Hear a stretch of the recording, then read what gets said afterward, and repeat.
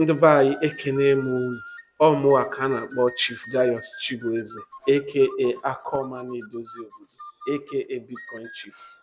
I am very, very happy to be part of this wonderful conversation, the Igbo Conversations Conference. It's a thing of joy to be here with you guys, though not physically present.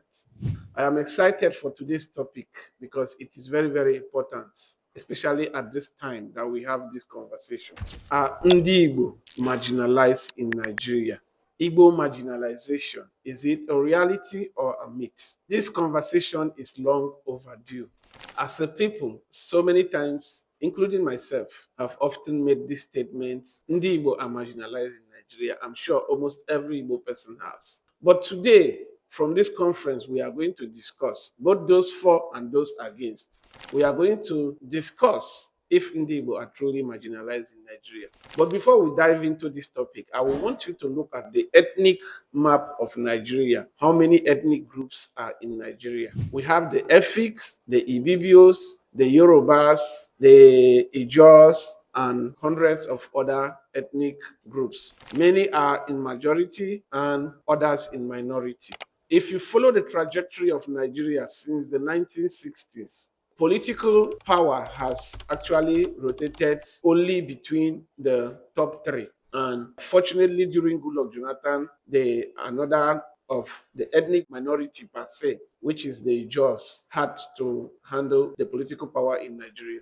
But the question remains, looking at Nigeria of 1960 to date, not just looking at Nigeria of 1999 for this present democracy, have Ndi Igbo been truly marginalized? And we are going to be looking at this topic from the economic viewpoint and from the political viewpoint. So looking at it economically, Ndi Igbo are one of the people that have been truly blessed economically by Nigeria. The Igbo man is the person that has business in almost every village in Nigeria, whether in the north, whether in the south, whether in the west, and here in the east. So which means economically, we have not really been marginalized. Why? Because, so to say, we have been allowed to carry out our business, our economic activity in every nooks and cranny of Nigeria. Now let's look at it politically. Are Ndi Igbo really marginalized politically? But before you answer that question, you must look at other ethnic groups.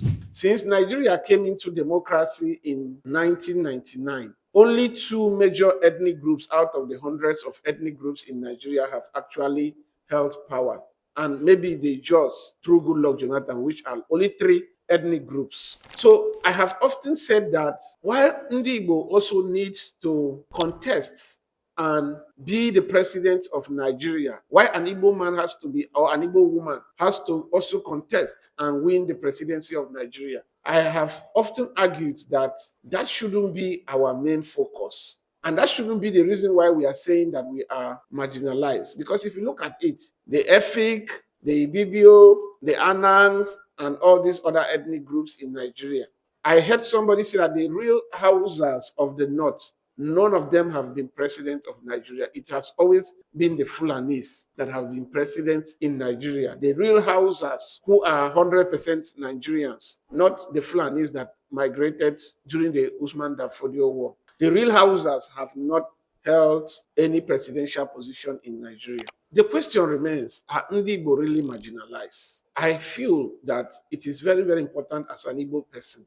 for you to remove any bias off your mind while you're looking at this topic of conversation today. I personally have done business in Nigeria. I lived in Abuja for 17 of the 38 years of my life. And there is no place in Nigeria that I've entered to do business and they said, no, we don't allow Igbo people here. Igbo people own almost 40% of Abuja as an ethnic group. Igbo people own almost 40% of Lagos as an ethnic group, which means that they are allowed to buy property, they are allowed to own property anywhere in Nigeria, especially in the heart of the west, which is Lagos, and in the heart of the north, which is Abuja. But every day we cry of marginalization. And unfortunately, homegrown terrorists have leveraged on this to cause confusion and to further divide the Igbo people. So looking at this from my own point of view, Economically, Ndi Igbo are not being marginalized in Nigeria. Politically, power is not handed over. You might not like President Tinubu, but Tinubu have often said something that power is fought for. People fight for power and people get power. Nobody is going to hand over power to anybody. You see the way our brother Peter Obi went out in 2023 and how he performed.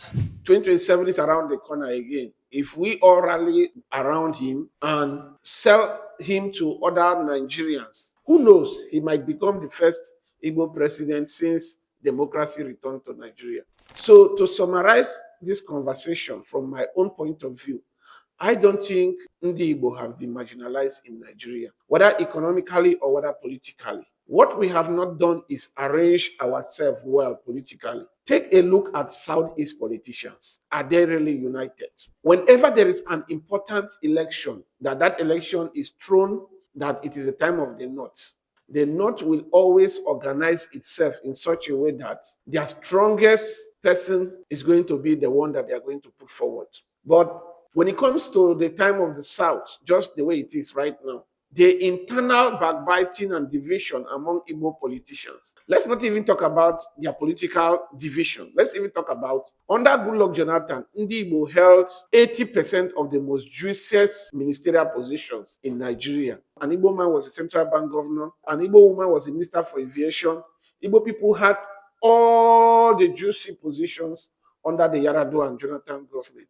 But guess what? The Southeast doesn't have an international airport till today. But we have often ignored our politicians. All we do every time is cry that the Hausas are marginalizing us. The Yorubas are doing this to us. I think it is time we come off this mindset. So it is my wish that this conversation today, every of you sitting down here, is going to open your mind and see how blessed we are to be in Nigeria and to understand that Nigeria is our market. We can rearrange under what I call Maiga, make Ali Igbo great again. We can rearrange and make the Southeast the economic hub of Nigeria. Today, Chinese and the rest of them are beginning to set up their factories in Nigeria. Ndi Igbo had more than 20 years to rearrange and go into production. But majority of our people didn't go into production because of we always like what I call the Indomie or container economy. Indomie, something that we can make sharp and sell and profit. Today, Nigeria is moving from consumption or from distribution to production. We can all see what Dangote is doing. This is time for Ndi Igbo to wake up and smell the coffee. Nobody is going to come to help us. Our politicians must be held accountable. Hold your local government chairman accountable. Hold your state governor accountable. Hold every Igbo politician accountable. If there is anybody marginalizing in the Igbo, it is our politicians and not the people of the West nor of the South. It is time to come to the bargaining table as a people to and bargain instead of always playing victim, instead of always crying. No ethnic group in Nigeria has had it fair. Every ethnic group has been marginalized in one way or the other. If you can't even say of the West and the South, at least you can talk of other minority ethnic groups in Nigeria. So it is time for us to stop complaining and start getting involved. Young people of the Southeast must come out, register, get their PVC, and pick their leaders, and also vote in the presidential election. So I summarize by saying, truly, Ndi Igbo have not been marginalized in Nigeria. The marginalization has just been momental. I have always shared the story of a horse tied to a plastic chair. And when the person stood up from the plastic chair, the horse didn't struggle to move. It stayed there until it died. Why? Because it believed that the weight was still on the chair. This is what has happened to us since 1967 after the Nigerian Biafra genocide. So it is time for us as a people to rise up, clean up ourselves, and realize that we are part and parcel of Nigeria. We are not going anywhere anytime soon. So the earlier we wake up and demand for what is due to us that our politicians have been receiving. Majority of our politicians, they live in Lagos until election comes, and then they move to the Southeast, win election, and after that, they go back to where they come from. So it is time for you as a young Igbo person to wake up. You are not being marginalized. Wake up and smell the coffee and hold your political leaders accountable. Thank you so much for attending this conference. My name is Chief Gaius Chibueze, aka Akomani Doziobo. It was a pleasure having you here.